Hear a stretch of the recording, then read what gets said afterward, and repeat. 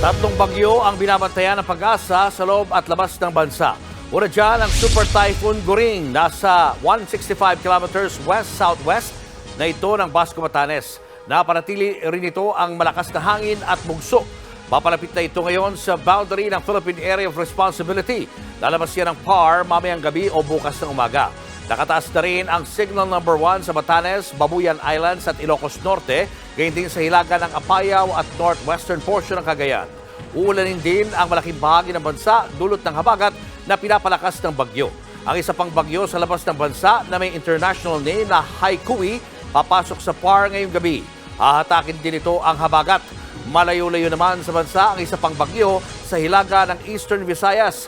Sa ngayon, wala pa naman itong direktang epekto sa Pilipinas. Nawawala ang isang residente kasunod ng pananalasa ng super bagyong Goring at habagat. Ayon sa NDRRMC, taga Western Visayas saan nawawalang individual. Wala namang naiulat na nasawi pero umakyat na sa halos 197,000 ang bilang ng mga residenteng apektado ng bagyo. Mula yan sa 7 rehiyon sa Luzon at Visayas. Halos 49,000 sa kanila nananatili sa evacuation centers. Malaki rin ang pinsala ng super bagyo sa infrastructure. Pumalo na yan sa higit 41 milyong piso. Wala pa namang datos sa pinsala sa agrikultura.